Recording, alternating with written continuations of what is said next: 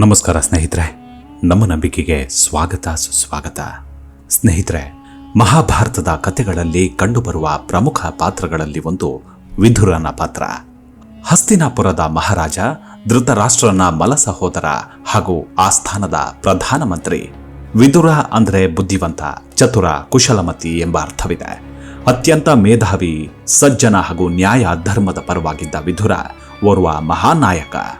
ಸತ್ಯನಿಷ್ಠೆಗೆ ಹೆಸರಾದ ವಿದುರನ ಮಾತುಗಳನ್ನು ಭೀಷ್ಮಾಚಾರ್ಯ ಸೇರಿದಂತೆ ಯಾರೂ ಅಲ್ಲಗಳೆಯುತ್ತಿರಲಿಲ್ಲ. ಮೋಸದ ದ್ಯೂತವನ್ನ, ಪಾಂಡವ ಕೌರವರ ಕಲಹವನ್ನ ತಪ್ಪಿಸಲು ವಿದುರ ಮಾಡಿದ ಪ್ರಯತ್ನಗಳು ಅಷ್ಟಿಷ್ಟಲ್ಲ. ದ್ರೌಪದಿಯ ಪರ ನಿಂತವನು ಕೂಡ ವಿದುರನೇ. ಆದರೆ ಆತ ಎಷ್ಟೇ ಬುದ್ಧಿವಂತನಾದರೂ, ಜ್ಞಾನಿಯಾದರೂ ಆತನ ಸಂಗಡವೇ ಆತನ ಕರಾಳ ಅಂತ್ಯಕ್ಕೆ ಮುನ್ನುಡಿ ಬರೆದಿತ್ತು. ಇವತ್ತಿನ ಎಪಿಸೋಡ್ನಲ್ಲಿ ವಿದುರ ಎಂಬ ಮಹಾಜ್ಞಾನಿ ಮಹಾಭಾರತದಲ್ಲಿ ನಿರ್ವಹಿಸಿದ ಪಾತ್ರ ಎಂಥದ್ದು ಅನ್ನೋದನ್ನು ತಿಳಿದುಕೊಳ್ಳೋಣ. ಅದಕ್ಕೂ ಮುನ್ನ ನಮ್ಮ ನಂಬಿಕೆಗೆ ನಿಮ್ಮ ಬೆಂಬಲವಿರಲಿ. ಸ್ನೇಹಿತರೆ, ವಿದುರನ ಜನನದ ಬಗ್ಗೆ ಇರುವ ಕಥಾನಕವನ್ನು ಗಮನಿಸಿದರೆ, ವಿಚಿತ್ರವೀರ್ಯ ರಾಜ ಶಂತನು ಮತ್ತು ಸತ್ಯವತಿಯ ಮಗ. ಶಂತನುವಿನ ಮೊದಲ ಪುತ್ರ ದೇವವ್ರತ. ಆದರೆ ಸತ್ಯವತಿಯನ್ನ ಕಂಡು ಮೋಹಿತನಾದ ಶಂತನು ಆಕೆಯನ್ನ ಮದುವೆಯಾಗಲು ಬಯಸಿದಾಗ ತನ್ನ ಪುತ್ರಿಯನ್ನ ವರಿಸಬೇಕೆಂದರೆ ಆಕೆಯ ಗರ್ಭದಲ್ಲಿ ಜನಿಸುವ ಮಕ್ಕಳಿಗೆ ಅಧಿಕಾರ ಸಿಗಬೇಕು ಎಂದು ಸತ್ಯವತಿಯ ತಂದೆ ಷರತ್ತು ವಿಧಿಸ್ತಾನೆ. ಇದನ್ನು ತಿಳಿದ ಶಂತನು ಪುತ್ರ ದೇವವ್ರತ ತಾನು ಸಿಂಹಾಸನ ಏರುವುದಿಲ್ಲ ಮತ್ತು ಜೀವನ ಪರ್ಯಂತ ಬ್ರಹ್ಮಚರ್ಯವನ್ನ ಪಾಲಿಸ್ತೇನೆ ಎಂದು ಪ್ರತಿಜ್ಞೆ ಮಾಡ್ತಾನೆ. ಈ ಪ್ರತಿಜ್ಞೆಯ ಕಾರಣದಿಂದಲೇ ದೇವವ್ರತ ಮುಂದೆ ಭೀಷ್ಮಾಚಾರ್ಯರಾಗಿ ಮೆರೆಯುವುದನ್ನು ನಾವು ಮಹಾಭಾರತದ ಕಥೆಯಲ್ಲಿ ಕಾಣಬಹುದು.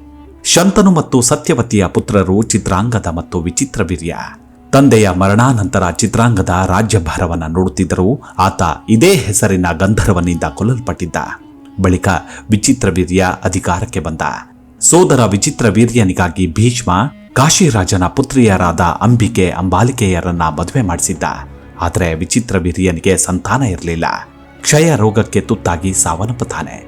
ಹೀಗಾಗಿ ಆತನ ಸಾವಿನ ನಂತರ ವಂಶ ಬೆಳೆಯಬೇಕೆಂಬ ಕಾರಣಕ್ಕೆ ಸತ್ಯವತಿ ಅಂಬಿಕೆ ಮತ್ತು ಅಂಬಾಲಿಕೆಗೆ ಸಂತಾನ ಅನುಗ್ರಹಿಸಲು ವ್ಯಾಸ ಮಹರ್ಷಿಗಳಲ್ಲಿ ಕೇಳಿಕೊಂಡ್ಳು. ಮಹರ್ಷಿ ವ್ಯಾಸರು ಸತ್ಯವತಿಯ ಪುತ್ರ ಕೂಡ ಹೌದು. ವಂಶೋದ್ಧಾರಕ್ಕಾಗಿ ಸತ್ಯವತಿ ಇಬ್ಬರು ಸೊಸೆಯನ್ನ ಒಪ್ಪಿಸಿದ್ಲು. ಅಂತೆಯೇ ತಾಯಿಯ ಮಾತಿಗೆ ವ್ಯಾಸರು ಕೂಡ ಸಮ್ಮತಿಸ್ತಾರೆ. ಆದರೆ ಸನ್ಯಾಸಿಯಾಗಿದ್ದ ವ್ಯಾಸರು ಅರಮನೆಗೆ ಬಂದಾಗ ಮುನಿಯ ರೂಪವನ್ನು ಕಂಡು ಭಯದಿಂದ ಅಂಬಿಕೆ ಕಣ್ಣು ಮುಚ್ಚಿದ್ಲು. ಪರಿಣಾಮ ಕಣ್ಣಿಲ್ಲದ ಧೃತರಾಷ್ಟ್ರನ ಜನನವಾಯಿತು. ಮತ್ತೆ ಆರೋಗ್ಯವಂತ ಮಗುವನ್ನ ಪಡೆಯಲು ಅಂಬಾಲಿಕೆಯನ್ನ ಸತ್ಯವತಿ ಒಪ್ಪಿಸ್ತಾಳೆ. ಆದರೆ ಅಂಬಾಲಿಕೆ ಕೂಡ ವ್ಯಾಸರನ್ನ ಕಂಡು ಹೆದರಿದ್ದರಿಂದ ಪಾಂಡು ಕೂಡ ಕಳಾಹೀನನಾಗಿ ಜನಿಸಿದ್ದ. ಹೀಗಾಗಿ ಮತ್ತೊಂದು ಮಗುವನ್ನ ಪಡೆಯುವ ಸಲುವಾಗಿ ಸತ್ಯವತಿ ಅಂಬಿಕೆಯನ್ನೇ ಇನ್ನೊಂದು ಸಲ ಕೇಳಿಕೊಂಡ್ಳು. ಆದರೆ ಈ ಬಾರಿ ಅಂಬಿಕೆ ತಾನು ಹೋಗದೆ ತನ್ನ ಸೇವಕಿಯನ್ನ ವ್ಯಾಸರಿದ್ದಲ್ಲಿಗೆ ಕಳುಹಿಸ್ತಾಳೆ. ಸೇವಕಿ ಮುನಿಯನ್ನ ಕಂಡು ಹೆದರಲಿಲ್ಲ, ಬೆದರಲಿಲ್ಲ. ಹೀಗಾಗಿ ಆರೋಗ್ಯವಂತ ಕಂದನ ಜನನವಾಯಿತು. ಆ ಮಗುವೆ ವಿದುರ. ವಿದುರ ರಾಜ ಮನೆತನಕ್ಕೆ ಸೇರದ ವ್ಯಕ್ತಿಯಾದ ಕಾರಣ ದಾಸಿಯ ಪುತ್ರನೆಂದು ನಿರ್ಲಕ್ಷ್ಯಕ್ಕೆ ಒಳಗಾದರೂ ಆತನ ಬುದ್ಧಿವಂತಿಕೆಯನ್ನು ಗಮನಿಸಿ ಹಸ್ತಿನಾಪುರದ ಮಹಾಮಂತ್ರಿಯಾಗಿ ಆಯ್ಕೆಯಾಗ್ತಾನೆ. ಈತನಿಗೆ ಸುಲಭ ಎಂಬ ಹೆಸರಿನ ಪತ್ನಿ, ಅನುಕೇತ ಎಂಬ ಮಗ ಹಾಗೂ ಅಂಬಾವತಿ ಎಂಬ ಮಗಳು ಇರ್ತಾರೆ. ಈತ ಯುದ್ಧ ನಿಪುಣ, ಎಲ್ಲಾ ಬಗೆಯ ಶಸ್ತ್ರಾಸ್ತ್ರಗಳನ್ನು ಬಲ್ಲವನಾಗಿದ್ದ. ಈ ವಿಷಯ ಬಹುತೇಕರಿಗೆ ತಿಳಿದಿದ್ದೆ. ಆದರೆ ಆ ಮಹಾಜ್ಞಾನಿಯಾದ ವಿದುರ ಸಾಮಾನ್ಯನಲ್ಲ. ಸಾಕ್ಷಾತ್ ಯಮ ಧರ್ಮರಾಯನೇ ಶಾಪಗ್ರಸ್ತನಾಗಿ ಭೂಮಿಯಲ್ಲಿ ಅವತರಿಸಿದ್ದ. ಅದಕ್ಕೆ ಕಾರಣ ಏನು ಅನ್ನೋದೇ ನಿಜಕ್ಕೂ ಕುತೂಹಲಕರವಾದದ್ದು. ಸಹಸ್ರಾರು ವರ್ಷಗಳ ಹಿಂದೆ ಮಾಂಡವ್ಯ ಎಂಬ ಮುನಿಯು ಪ್ರಶಾಂತ ವಾತಾವರಣದಲ್ಲಿ ಆಶ್ರಮ ಕಟ್ಟಿ ವಾಸ ಮಾಡ್ತಿದ್ದ. ತನ್ನ ಬಹು ಸಮಯವನ್ನ ಧ್ಯಾನಾಸಕ್ತರಾಗಿಯೇ ಕಳೀತಿದ್ರು. ಆ ಸಮಯದಲ್ಲಿ ಋಷಿಮುನಿ ಮೌನವ್ರತಧಾರಿಯಾಗುತ್ತಿದ್ರು. ಒಮ್ಮೆ ರಾಜನ ಅರಮನೆಯಿಂದ ಕಳ್ಳರು ಬೆಲೆ ಬಾಳುವ ವಸ್ತುಗಳನ್ನ ಕದ್ದು ಓಡಿ ಹೋಗುತ್ತಿರುವುದನ್ನ ರಾಜ ಭಟರು ನೋಡಿ ಅವರನ್ನ ಬೆನ್ನು ಹತ್ತಿದ್ರು. ಭಟರನ್ನ ನೋಡಿದ ಕಳ್ಳರು ಗಾಬರಿಯಿಂದ ಆ ವಸ್ತುಗಳನ್ನ ಮಾಂಡವ್ಯ ಮುನಿಯ ಆಶ್ರಮದ ಬಳಿ ಬಿಸಾಕಿ ಓಡಿ ಹೋಗ್ತಾರೆ. ಅಲ್ಲಿಗೆ ಬಂದ ರಾಜಭಟರು ಆ ವಸ್ತುಗಳ ಬಗ್ಗೆ ಮುನಿಗಳ ಬಳಿ ವಿಚಾರಿಸಿದ್ರು. ಮುನಿ ಮೌನ ವ್ರತಸ್ಥರಾಗಿದ್ದುದರಿಂದ ಭಟರಿಗೆ ಯಾವ ಉತ್ತರವನ್ನು ನೀಡಲಿಲ್ಲ. ಮುನಿಗಳ ಆಶ್ರಮದಲ್ಲಿ ಕಳ್ಳತನವಾದ ವಸ್ತುಗಳು ಸಿಕ್ಕಿದ್ದುದರಿಂದ ಅವರು ಕಳ್ಳರ ಜೊತೆ ಶಾಮೀಲಾಗಿದ್ದರೆಂದು ಭಟರು ಅಂದಾಜಿಸಿದ್ರು. ಅವರು ಕಳ್ಳರ ಜೊತೆ ಮುನಿಗಳನ್ನು ಬಂಧಿಸಿ ರಾಜರ ಬಳಿಗೆ ಕರೆತಂದ್ರು. ರಾಜನು ವಿಚಾರಣೆಯನ್ನ ಮಾಡದೆ ಕಳ್ಳರ ಸಂಗಡ ಮುನಿಯನ್ನು ಕೂಡ ಶೂಲಕ್ಕೇರಿಸಲು ಆಜ್ಞೆಯನ್ನ ನೀಡ್ತಾನೆ. ಶೂಲವೆಂದರೆ ಉದ್ದವಾದ ಕೋಲಿನ ಚೂಪಾದ ತುದಿ. ಇದಕ್ಕೆ ಕಳ್ಳರನ್ನು ಹಾಗೂ ಮಾಂಡವ್ಯ ಮುನಿಗಳನ್ನ ಕಟ್ಟಲಾಯಿತು. ಮುನಿಗಳ ಜೊತೆ ಶೂಲಕ್ಕೇರಿಸಿದ ಕಳ್ಳರು ಕೆಲವೇ ದಿನಗಳಲ್ಲಿ ಸತ್ತು ಹೋದರು. ಆದರೆ ಮುನಿಗಳು ತಮ್ಮ ತಪಸ್ಸಿನ ಫಲದಿಂದ ಬದುಕಿ ಉಳಿತಾರೆ. ಅವರ ಚೈತನ್ಯ ಎಷ್ಟಿತ್ತೆಂದ್ರೆ ಕಟ್ಟಿದ್ದ ಶೂಲದ ತುದಿಯಲ್ಲೇ ಪದ್ಮಾಸನ ಹಾಕಿ ಕುಳಿತುಕೊಂಡು ಧ್ಯಾನ ಮಾಡ್ತಿದ್ರು. ತಮಗಾದ ಈ ನೋವಿಗೆ ಅವರು ಯಾರನ್ನೂ ದೂಷಿಸಲಿಲ್ಲ. ತಮ್ಮ ಪೂರ್ವ ಜನ್ಮದ ಕರ್ಮಗಳೇ ಇದಕ್ಕೆ ಕಾರಣವೆಂದು ನಂಬಿದ್ರು. ಮುನಿಗಳ ನಿರಂತರ ಧ್ಯಾನದ ಪ್ರಭಾವದಿಂದ ಅಪಾರ ತೇಜಸ್ಸು ಅವರ ಮುಖದಲ್ಲಿ ಕಾಣತೊಡಗಿತು. ಆ ರಾಜ್ಯದ ಎಲ್ಲಾ ಸಾಧು ಸಂತರು ಅವರನ್ನ ಬಂಧಮುಕ್ತಗೊಳಿಸಬೇಕೆಂದು ರಾಜನಲ್ಲಿ ಮನವಿ ಮಾಡ್ತಾರೆ. ರಾಜನು ಕೂಡ ಮುನಿಗಳ ತೇಜಸ್ಸು ಕಂಡು ಅವರನ್ನ ಆ ಶೂಲದಿಂದ ಕೆಳಗಿಳಿಸಲು ಆಜ್ಞೆ ಮಾಡ್ದ.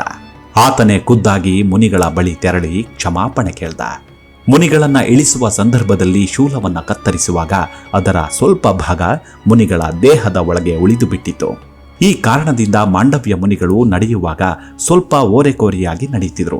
ಹಾಗಾಗಿ ಅವರನ್ನ ಆಣಿ ಅಥವಾ ಶೂಲ ಮಾಂಡವ್ಯ ಮುನಿ ಎಂದೇ ಕರೆಯಲು ಆರಂಭಿಸಿದ್ರು. ತದನಂತರ ಮಾಂಡವ್ಯ ಮುನಿಗಳು ನಿರಂತರ ತಪಸ್ಸನ್ನ ಮಾಡುತ್ತಾ ತನ್ನ ಜೀವಿತಾವಧಿಯನ್ನ ಕೊನೆಗೊಳಿಸಲು ಪರಲೋಕಕ್ಕೆ ತೆರಳಿದ್ರು. ಯಮಲೋಕದಲ್ಲಿ ಮಾಂಡವ್ಯ ಮುನಿಗಳಿಗೆ ಯಮರಾಜನ ದರ್ಶನವಾಗತ್ತೆ. ಆಗ ಮುನಿಗಳು ತಾನು ಶೂಲಕ್ಕೇರಲು ಕಾರಣ ಏನು, ತಾನು ಯಾವ ತಪ್ಪು ಮಾಡಲಿಲ್ಲವಲ್ಲ ಎನ್ನುತ್ತಾರೆ. ಯಮರಾಜ ಹೇಳ್ತಾನೆ, ನೀವು ಬಾಲ್ಯದಲ್ಲಿ ಪುಟ್ಟ ಹುಡುಗನಾಗಿದ್ದಾಗ ಒಂದು ಪುಟ್ಟ ಕೀಟಕ್ಕೆ ಹಿಂಸೆ ಮಾಡ್ತಿದ್ರಿ. ಆ ಕಾರಣದಿಂದ ನಿಮಗೆ ಈ ಶಿಕ್ಷೆ ಪ್ರಾಪ್ತವಾಯಿತು ಎಂದು. ಇದನ್ನ ಆಲಿಸಿದ ಮುನಿಗಳಿಗೆ ಕೋಪ ಬರುತ್ತೆ. ಯಮರಾಜ, ನೀನು ಇಷ್ಟೊಂದು ತಿಳಿದವನಾಗಿದ್ದು ಈ ತಪ್ಪು ಮಾಡಬಹುದೇ?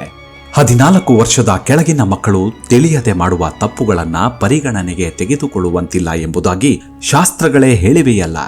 ಆದರೂ ನೀನು ನನಗೆ ಘೋರ ಶಿಕ್ಷೆ ನೀಡಿರುವೆ. ಇದಕ್ಕಾಗಿ ನೀನು ಪ್ರಾಯಶ್ಚಿತ್ತ ಮಾಡಲೇಬೇಕು ಎಂದು ಶಾಪ ನೀಡ್ತಾರೆ.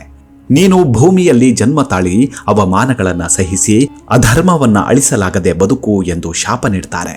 ಹಾಗಾಗಿ ಮುಂದಕ್ಕೆ ಶಾಪ ವಿಮೋಚನೆಗಾಗಿ ಯಮನ ಒಂದು ಅಂಶವು ವಿದುರನಾಗಿ ಜನ್ಮ ತಳೆಯುತ್ತೆ.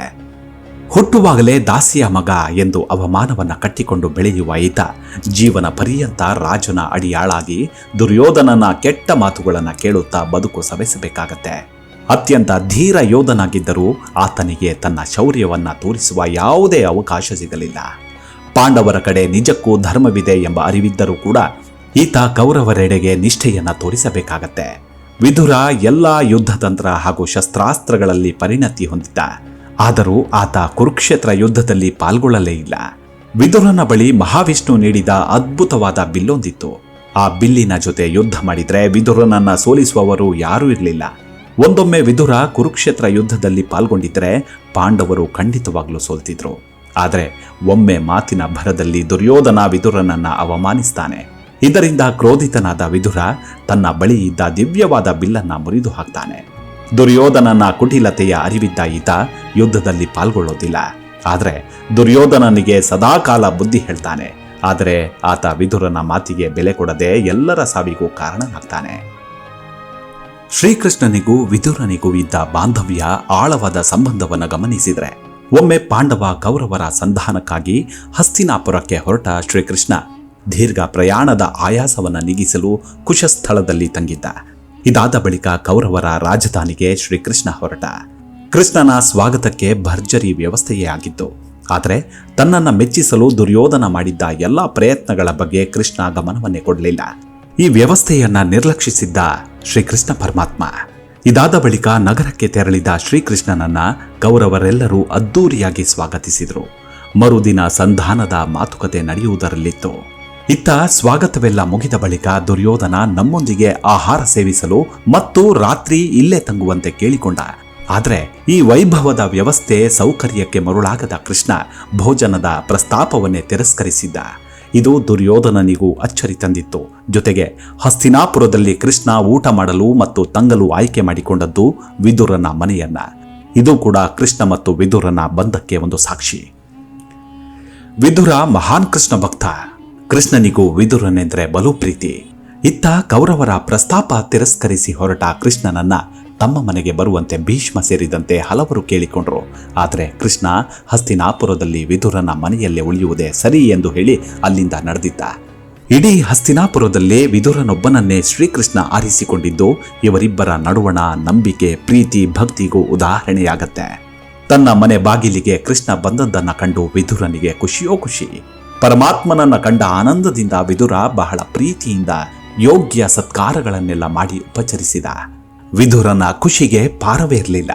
ಈ ನಿರ್ಮಲ ಪ್ರೀತಿ ಶ್ರೀಕೃಷ್ಣನ ಹೃದಯವನ್ನು ತಟ್ಟಿತ್ತು. ಆಗ ಶ್ರೀಕೃಷ್ಣ ವಿದುರನ ಕಣ್ಣುಗಳನ್ನೇ ದಿಟ್ಟಿಸುತ್ತಾ ಹೇಳ್ತಾನೆ, ವಿದುರ, ಸತ್ಯದ ಪರ ನಿಂತಿರುವ ನಿನಗೆ ನ್ಯಾಯ ಕೊಡಿಸಲಾಗಲಿಲ್ಲ. ನಾನಾದರೂ ಸಮಯಕ್ಕೆ ತಕ್ಕ ಹಾಗೆ ಧರ್ಮನಿಷ್ಠನಾಗ್ತೇನೆ. ಆದರೆ ನೀನು ಸಮಯಕ್ಕೂ ಸ್ಪಂದಿಸದೆ ಮಹಾನ್ ಸತ್ಯವಂತನಾದಿಯಲ್ಲ. ನಾವಿಬ್ಬರೂ ಒಂದೇ. ನಾನು ಅವಮಾನಿತ, ನೀನು ತಿರಸ್ಕೃತ. ಮುಂದೊಮ್ಮೆ ನಿನ್ನ ಸೇವೆ ತೀರಿಸಲು ಬರುವೆ ಎಂದವನೇ ಆತ್ಮೀಯವಾಗಿ ಆಲಂಗಿಸಿಕೊಳ್ತಾನೆ. ಭಾವುಕನಾದ ವಿದುರ, ಪರಮಾತ್ಮ, ನೀನು ಸರ್ವವನ್ನು ಅರಿತವನು, ಧರ್ಮನಿಷ್ಠನು. ನೀನು ಮಾಡುವುದೆಲ್ಲವೂ ನ್ಯಾಯಯುತವೇ. ನನಗೇನು ಪ್ರಮಾದವಿಲ್ಲ. ನನ್ನ ಪೂರ್ವಜನ್ಮದ ಪಾಪಗಳಿಗನುಗುಣವಾಗಿ ಬದುಕುತ್ತಿರುವೆ. ನನಗೇನು ಪ್ರಮಾದವಿಲ್ಲ. ಆದರೆ ನನ್ನದೊಂದು ವಿಷಾದವಿದೆ. ಈ ನನ್ನ ಸತ್ಯದ ಹುಡುಕಾಟಕ್ಕೆ ಕೊನೆಗೂ ಬೆಲೆ ಸಿಗಲಿಲ್ಲ.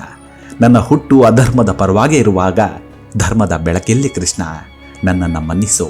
ವಿಜೃಂಭಣೆಯಿಂದ ಅತಿ ವೈಭೋಗದಿ ಮೆರೆದ ಈ ಸಾಮ್ರಾಜ್ಯ ಹಾಗೂ ಈ ರಾಜಾದಿರಾಜರ ವಂಶ ಸರ್ವನಾಶವಾಗುವುದನ್ನು ಕಣ್ಣಾರೆ ನೋಡಬೇಕಾಗುವುದಲ್ಲ ಎನ್ನುವುದೇ ನನ್ನ ಕರುಳು ಕಿವುಚುತ್ತದೆ. ಈ ಕ್ಷಣದಲ್ಲೂ ಕೈಲಾಗದವನಾದೆನಲ್ಲ ಎಂದು ಬಿಕ್ಕಳಿಸುತ್ತಾನೆ ವಿದುರ. ಆದರೆ ಶ್ರೀಕೃಷ್ಣ ವಿದುರನ ಮಾತಿಗೆ ಜೊತೆಯಾಗಿ ನಿನ್ನ ಧರ್ಮವನ್ನ ಕಾಪಾಡಿಕೊಂಡು ದೊಡ್ಡವನಾದೆ ವಿದುರ ಎಂದವನೇ ಕಣ್ಣಾರೆ ನೋಡಿ ಹೊರಟು ಬಿಡು ಎನ್ನುತ್ತಾನೆ. ಹೀಗೆ ವಿದುರ ನೇರ ಮಾತಿನ ನಾಯಕ, ರಾಜ ಮತ್ತು ಪ್ರಜೆಗಳ ಹಿತಚಿಂತಕ. ತುಂಬಿದ ಸಭೆಯಲ್ಲಿ ದ್ರೌಪದಿಯ ವಸ್ತ್ರಾಪಹರಣವಾದಾಗ ಅದನ್ನು ವಿರೋಧಿಸಿ ಮಾತನಾಡಿದ್ದು ವಿದುರ ಒಬ್ಬನೇ. ಪಾಂಡವರು ಮತ್ತು ಕೌರವರು ಒಮ್ಮತದಿಂದ ಇರಬೇಕು, ದಾಯಾದಿ ಕಲಹಕ್ಕೆ ಅವಕಾಶ ನೀಡಬಾರದು ಎಂದು ಸದಾ ಬಯಸಿದವನು ವಿದುರ. ಇದೇ ಕಾರಣಕ್ಕೆ ಮೋಸದ ದ್ಯೂತಕ್ಕೆ ವಿದುರ ವಿರೋಧವನ್ನ ಮಾಡಿದ್ದ. ರಾಜ ಧೃತರಾಷ್ಟ್ರನಿಗೆ ಇದರ ಅಪಾಯದ ಬಗ್ಗೆ, ಮುಂದಾಗುವ ಪರಿಣಾಮದ ಬಗ್ಗೆ ತಿಳಿ ಹೇಳಿದ್ದ. ಸತ್ಯವನ್ನ, ನ್ಯಾಯ ಸಮ್ಮತ ಮಾತುಗಳನ್ನು ಹೇಳುವುದಕ್ಕೆ ವಿದುರ ಎಂದೂ ಹಿಂದೆ ಸರಿದವನೇ ಅಲ್ಲ. ಇದು ಎಲ್ಲರಿಗೂ ಗೊತ್ತಿತ್ತು. ರಾಜನಾಗದೇ ಇದ್ದರೂ ಸಮರ್ಥ ಆಡಳಿತಗಾರ ವಿದುರ. ಪಾಂಡು, ಧೃತರಾಷ್ಟ್ರ ಮತ್ತು ಒಂದಷ್ಟು ಕಾಲ ಯುಧಿಷ್ಠಿರನಿಗೂ ಮಂತ್ರಿಯಾಗಿ ಸಲಹೆಗಾರನಾಗಿ ವಿದುರ ಕಾರ್ಯಗಮನಾರ್ಹ. ಕುರುಕ್ಷೇತ್ರದ ಯುದ್ಧವನ್ನು ತಡೆಯಲು ವಿದುರ ಮಾಡಿದ ಪ್ರಯತ್ನಗಳು ಅಷ್ಟಿಷ್ಟಲ್ಲ. ಆದರೆ ವಿದುರನ ಪ್ರಯತ್ನ ಕೈಗೂಡಲೇ ಇಲ್ಲ. ಕುರುಕ್ಷೇತ್ರ ಯುದ್ಧ ನಡೆದೇ ಹೋಯಿತು. ಈ ಯುದ್ಧವನ್ನು ವಿರೋಧಿಸಿ ವಿದುರ ತನ್ನ ಮಂತ್ರಿ ಪದವಿಯನ್ನೇ ತ್ಯಜಿಸಿದ್ದ. ಆದರೆ ಧರ್ಮ ಗೆದ್ದಿತ್ತು. ಪಾಂಡವರು ವಿಜಯ ಸಾಧಿಸಿದ್ರು. ಈ ಮಹಾಯುದ್ಧದ ಬಳಿಕ ಯುಧಿಷ್ಠಿರ ರಾಜನಾದಾಗ ವಿದುರನನ್ನೇ ಪ್ರಧಾನಮಂತ್ರಿ ಸ್ಥಾನಕ್ಕೆ ನೇಮಿಸಿದ. ಹೀಗಾಗಿ ವಿದುರ ಯುಧಿಷ್ಠಿರನಿಗೂ ಆಡಳಿತದಲ್ಲಿ ಸಹಾಯ ಮಾಡಿದ್ದ. ಅತ್ಯಂತ ಪ್ರಜ್ಞಾ ಮತ್ತು ಸತ್ಯಸಂಧ ವಿದುರ ಮಹಾಭಾರತದ ಮತ್ತೊಬ್ಬ ಸಮರ್ಥ ನಾಯಕನೂ ಹೌದು. ಜೀವನ ಮೌಲ್ಯವನ್ನ ಕಟ್ಟಿಕೊಡುವ ಅದ್ಭುತ ನಾಯಕನೆಂದರೆ ಅದು ವಿದುರ. ಆದರೆ ತನ್ನ ಅಜ್ಞಾನ, ಬುದ್ಧಿವಂತಿಗೆ ಆತನ ಬದುಕಿನಲ್ಲಿ ಯಾವುದೂ ಕೆಲಸಕ್ಕೆ ಬಾರಲೇ ಇಲ್ಲ. ನಮ್ಮೆಲ್ಲರ ಜೀವನಕ್ಕೂ ವಿದುರನು ಕೂಡ ಸ್ಫೂರ್ತಿಯಾಗ್ತಾನೆ. ಎಲ್ಲವನ್ನು ಬಲ್ಲವನಾದರೂ ಯಾವುದಕ್ಕೂ ಆಸೆ ಪಡಲೇ ಇಲ್ಲ. ಮಹಾಶಕ್ತಿಶಾಲಿಯಾದರೂ ಯಾರೊಂದಿಗೂ ಸೆಣಸಾಡಲಿಲ್ಲ. ಆದರೆ ಅವನ ಹೋರಾಟ ಎಲ್ಲರನ್ನೂ ಒಂದುಗೂಡಿಸುವುದೇ ಆಗಿತ್ತು ವಿನಃ ಸ್ವಾರ್ಥ ಅನ್ನೋದಿರಲಿಲ್ಲ. ಕೇವಲ ಸತ್ಯ ಧರ್ಮಕ್ಕಾಗಿ ಬದುಕಿ ಮರೆಯಾದ ವಿದುರ ನಮ್ಮೆಲ್ಲರಿಗೂ ಸ್ಫೂರ್ತಿಯೇ. ಹೀಗೆ ಪಾಂಡವರು ಜಯ ಸಾಧಿಸಿದ ನಂತರ ಯುಧಿಷ್ಠಿರ ರಾಜ ಸಿಂಹಾಸನವಿರ್ತಾನೆ. ಧರ್ಮದ ಪರವಾಗಿ ನಿಂತ ವಿದುರನನ್ನೇ ಪ್ರಧಾನ ಮಂತ್ರಿಯನ್ನಾಗಿ ನೇಮಿಸಲಾಯಿತಾದ್ರೂ ಕೆಲ ವರ್ಷಗಳಲ್ಲಿ ತನ್ನ ಪದವಿ ತ್ಯಜಿಸಿ ಸಹೋದರ ಧೃತರಾಷ್ಟ್ರ, ಕುಂತಿ ಹಾಗೂ ಗಾಂಧಾರಿಯೊಂದಿಗೆ ವಾನಪ್ರಸ್ಥಕ್ಕೆ ತೆರಳಿ ಸರಳ ಜೀವನವನ್ನು ನಡೆಸ್ತಾರೆ. ಹೀಗೆ ಕಾಡಿನಲ್ಲಿ ಹೊಗೆಯಾಡದೆ ಭುಗಿಲೆದ್ದ ಕಾಡ್ಗಿಚ್ಚಿಗೆ ಸಿಲುಕಿ ಧೃತರಾಷ್ಟ್ರ, ಕುಂತಿ ಮತ್ತು ಗಾಂಧಾರಿ ಮೋಕ್ಷ ಪಡಿದ್ದಾರೆ. ಆದರೆ ವಿದುರ ಮಾತ್ರ ಅಗ್ನಿಗಾಹುತಿಯಾಗಲಿಲ್ಲ. 2 ವರ್ಷದ ಬಳಿಕ ಯುಧಿಷ್ಠಿರನೇ ವಿದುರನನ್ನ ಭೇಟಿಯಾಗಲು ಉತ್ಸುಕನಾಗಿ ಕಾಡಿಗೆ ಬರ್ತಾನೆ. ದಟ್ಟಾರಣ್ಯದ ನಡುವೆ ಹಸಿ ಎಲೆಗಳ ಹಾಸಿನ ಮಧ್ಯೆ ವಿದುರನ ದೇಹ ನಿರ್ಜೀವವಾಗಿ ಬಿದ್ದಿರುವುದನ್ನು ಕಂಡು ಮರುಕಪಡುತ್ತಾ ಗೋಳಾಡುತ್ತಾ ಬಾಚಿ ತಬ್ಬಿ ಎತ್ತಿ ಹಿಡಿದುಕೊಳ್ತಾನೆ. ಕೂಡಲೇ ವಿದುರನ ಆತ್ಮ ಯುಧಿಷ್ಠಿರನ ದೇಹ ಪ್ರವೇಶಿಸಿ ನೀವಿಬ್ಬರು ಯಮಧರ್ಮನ ಅಸ್ತಿತ್ವಕ್ಕೆ ಸೇರಿದವರೆಂದು ಅರಿವು ಮೂಡಿಸುತ್ತೆ. ಬಳಿಕ ಈ ದೇಹದ ಅಂತ್ಯ ಸಂಸ್ಕಾರ ಮಾಡಬೇಡ ಎಂದು ಅಶರೀರವಾಣಿಯಾಗತ್ತೆ. ಹಾಗಾಗಿ ಯುಧಿಷ್ಠಿರ ವಿದುರನ ದೇಹವನ್ನ ಕಾಡಿನಲ್ಲೇ ಬಿಟ್ಟು ತೆರಳುತ್ತಾನೆ. ಅಲ್ಲಿಗೆ ವಿದುರನ ಜನ್ಮಶಾಪ ವಿಮೋಚನೆಯಾಗತ್ತೆ. ಕೇವಲ ಸತ್ಯ ಧರ್ಮಕ್ಕಾಗಿ ಬದುಕಿ ಮರೆಯಾದ ವಿದುರ ನಮ್ಮೆಲ್ಲರಿಗೂ ಕೊನೆಗೂ ಸ್ಫೂರ್ತಿಯಾಗಿ